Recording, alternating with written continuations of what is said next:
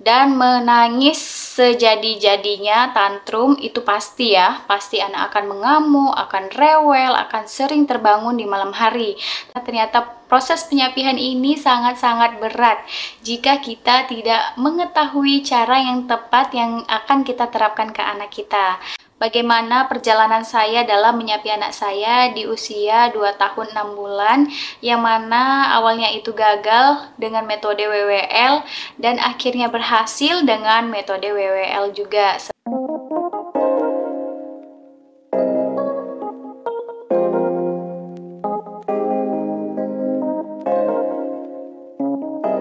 Assalamualaikum warahmatullahi wabarakatuh. Halo, kembali lagi di channel saya, Dr. Risna Safitri. Pada video kali ini, saya akan melanjutkan video yang sebelumnya, yang mana ini adalah bagian kedua dari cerita saya yang sebelumnya tentang menyapi anak di usia 2 tahun 6 bulan. Yang mana pada video yang sebelumnya saya telah menceritakan bagaimana saya mengalami kegagalan dalam menyapi anak saya di usia 2 tahun 1 bulan. Pada video yang selanjutnya ini, saya akan melanjutkan cerita bagaimana akhirnya saya bisa berhasil menyapi anak saya di usia 2 tahun 6 bulan. Ibu-ibu semua sudah nonton belum bagian yang pertama? Kalau belum, tonton dulu ya yang bagian pertama agar ibu-ibu tidak melakukan kesalahan yang sama yang pernah saya alami sebelumnya. Oke, simak video ini sampai habis ya. Sebelumnya saya rangkum dulu apa saja kesalahan yang saya lakukan di awal penyapihan yang awalnya tuh gagal. Yang pertama adalah kesiapan ibu dan anak. Lalu yang kedua, dukungan dari orang terdekat. Kemudian yang ketiga adalah kesiapan mental ibu. Kemudian ada kesalahan yang keempat, yang mana tidak saya ceritakan pada video sebelumnya karena kelupaan. Kesalahan yang keempat adalah penyapihan di siang hari yang saya lakukan terlalu lama, itu selama 1 bulan. Ternyata penyapihan di siang hari yang terlalu lama itu menyebabkan proses penyapihan menjadi sulit. Karena saat itu saya beranggapan bahwa penyapihan itu harus satu-satu. Saya waktu itu beranggapan bahwa anak harus benar-benar bisa beradaptasi dulu dengan penyapihan siang hari, baru deh bisa lanjut di malam harinya. Tapi ternyata itu salah. Nah, jadi pada penyapihan yang kedua, saya telah memperbaiki kesalahan-kesalahan yang saya lakukan sebelumnya. Oke, langsung saja kita masuk ke ceritanya. Saat saya melakukan penyapihan yang kedua ini, saya telah melakukan perbaikan-perbaikan dari kesalahan yang telah saya lakukan sebelumnya. Nah, jadi sebelumnya saya sudah menggunakan metode WWL yang mana mengurangi durasi, frekuensi, kemudian disonding dari jauh-jauh hari. Ini sudah saya ceritakan sebelumnya di video yang pertama. Karena yang pertama itu gagal, saya sudah menggunakan metode WWL. Saya jadinya bingung nih mau menggunakan metode apa lagi. Jadi sempat kepikiran ingin menggunakan metode yang oles-oles, memberikan yang pahit-pahit, memberikan lipstick seperti itu. Yang mana metode ini sebenarnya tidak sesuai dengan keyakinan saya. Namun pada akhirnya saya tidak jadi mencobanya dan tetap punya keyakinan untuk menggunakan metode WWL ini. Oke, jadi dengan metode WWL ini akhirnya berhasil. Itu seperti apa ceritanya? Nah, jadi karena waktu itu saya tidak ada dukungan dari orang terdekat, maka dari itu saya mencari waktu di mana memang papanya libur. Nah, alhamdulillah di bulan Juli kemarin ada libur yang lumayan panjang, yaitu sekitar 5 hari. Di mana libur panjang pada Idul Adha. Nah, bagaimana proses penyapihan di hari pertama, yaitu sehari sebelum Idul Adha. Nah, jadi kan ada papanya di rumah. Anak saya karena udah menggunakan metode WWL di mana frekuensi menyusunya udah dikurangin, yang mana pada saat itu dia berusia 2 tahun 6 bulan, yang dia menyusu hanya saat akan tidur saja dan pada saat terbangun di tengah malam. Nah, jadi ini sekalian sleep training, dimana dia mencari ASI hanya untuk memulai tidurnya. Nah, jadi sekaligus dengan sleep training, kami melakukan mengatur tidur anak terlebih dahulu, di mana jadwal tidurnya harus dibuat teratur.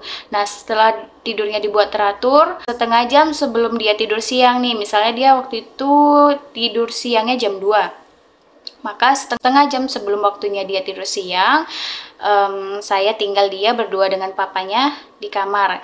Saya pergi dulu, lalu dia main berdua saja dengan papanya. Nah, alhamdulillah berhasil. Nah, jadi yang dilakukan papanya saat itu adalah membacakan buku sebentar, lalu mengajaknya tidur. Ya, alhamdulillah selama 2 jam dia tertidur, dan saat terbangun pun dia tidak menanyakan ASI. Jadi di hari pertama itu saya coba langsung penyapihan di malam hari dengan cara yang sama, di mana setengah jam sebelum dia tidur, sebelum jadwal dia tidur, kami membawanya ke kamar, lalu dia berdua saja dengan papanya. Namun yang malam hari ini ternyata lebih sulit. Dia tetap mencari-cari ASI meskipun dia sudah mengantuk berat, dan akhirnya dia menangis selama 45 menit. Jadi karena ini baru hari pertama, ya sudah, kita berikan aja. Jadi yang di hari pertama ini terpaksa saya berikan. Nah, lanjut di hari kedua, penyapihan di siang hari.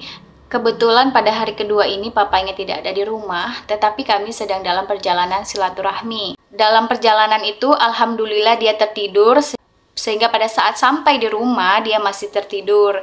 Nah, jadi saat sampai di rumah pun alhamdulillah dia tidak terbangun dan dipindahkan ke kamar oleh kakeknya. Dia tidur bersama kakeknya.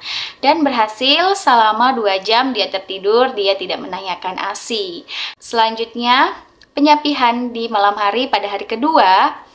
Karena kita melihat dia di siang hari bisa tertidur di mobil, kita coba nih dengan membawa dia keliling-keliling pakai mobil setengah jam sebelum dia tertidur, dan akhirnya dia memang tertidur di mobil. Tetapi saat sampai di rumah, setelah dipindahkan ke kamar, dia masih tertidur sebentar, kemudian saya pergi dulu dari kamar, tapi dia ternyata terbangun.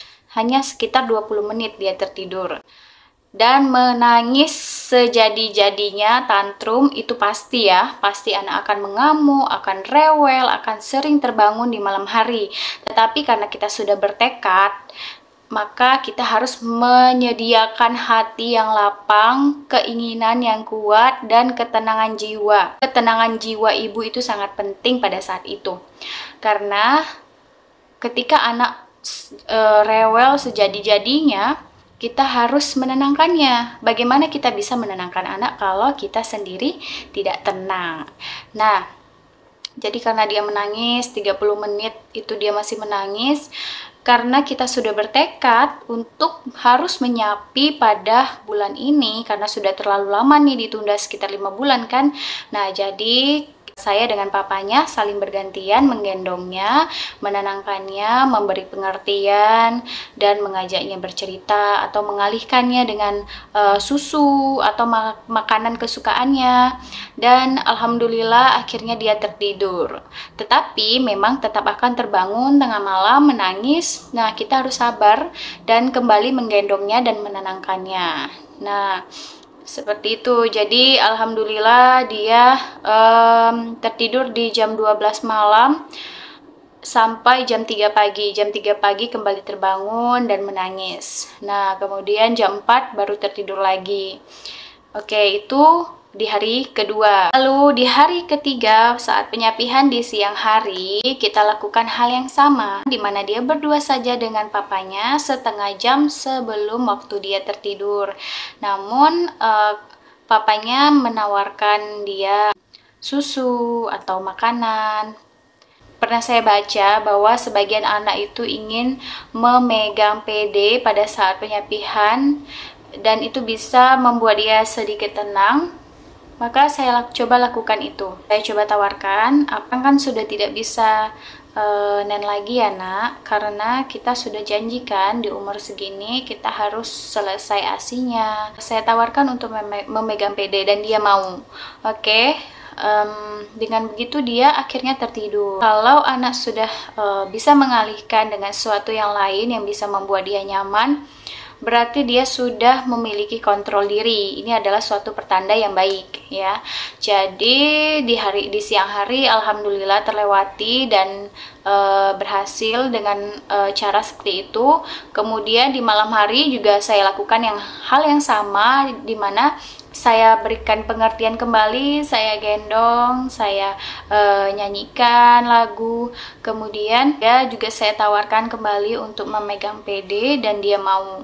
Memang kita khawatir takutnya ini berkelanjutan hingga dia besar, tetapi nanti setelah dia bisa beradaptasi, maka kita coba untuk alihkan ke hal yang lain, misalnya seperti memegang boneka atau memegang siku yang kira-kira bisa membuat dia nyaman. Alhamdulillah, selama 3 hari terlewati dan di hari keempat memang sudah ada kemajuan dari yang sebelumnya, dimana di hari keempat itu dia memang dia tidak menangis lagi ya, alhamdulillahnya dia, tetapi dia akan terus menanyakan sampai selama sekitar 1 minggu, sekitar 1 minggu lebih dia masih menanyakan ASI. Nah, tetapi karena dia sudah memiliki kontrol diri tadi, nah ini cukup membantu dalam proses penyapihan. Mungkin teman-teman ada yang lebih mengetahui nih apa dampaknya jika anak memegang PD pada saat penyapihan, apakah ini akan berlanjut hingga dia besar atau apakah akan berpengaruh ke psikologisnya. Mungkin teman-teman ada yang lebih tahu nih tentang itu, silakan sharing di kolom komentar agar kita semua, ibu-ibu semua mengetahui apa dampaknya. Nah, itu tadi ceritanya bagaimana perjalanan saya dalam menyapi anak saya di usia 2 tahun 6 bulan, yang mana awalnya itu gagal dengan metode WWL dan akhirnya berhasil dengan metode WWL juga. Kenapa siang hari aja? Kok malam hari kok masih boleh? Berarti aku masih boleh minta dong. Nah, mungkin dia akan beranggapan seperti itu. Lalu yang ketiga adalah kesiapan saya saat itu ya. Saat itu saya memang masih ada rasa iba, rasa tidak tega, dan rasa tertekan karena merasa harus nih usia 2 tahun 1 bulan ini pokoknya harus. Nah, jadi ternyata itu membuat saya menjadi stres, tertekan, sehingga proses penyapihan itu menjadi terhambat karena anak akan merasakan emosi ibunya juga. Nah, jadi di yang kedua ini saya lebih santai, saya lebih tenang dalam melakukan penyapihan, sehingga itu juga sangat-sangat membantu proses penyapihan karena dibutuhkan sekali ketenangan ibu pada saat menyapi anaknya. Nah, gimana teman-teman? Semoga video ini bermanfaat ya. Semoga bisa diambil hikmah dari cerita yang telah saya sampaikan. Mungkin teman-teman ada yang memiliki tips yang lainnya yang bisa membantu proses penyapihan, karena ternyata proses penyapihan ini sangat-sangat berat jika kita tidak mengetahui cara yang tepat yang akan kita terapkan ke anak kita. Oke, terima kasih telah menyimak video ini sampai habis. Jangan lupa like, subscribe, dan bagikan kepada teman-teman yang lainnya yang membutuhkan informasi ini. Terima kasih. Assalamualaikum warahmatullahi wabarakatuh.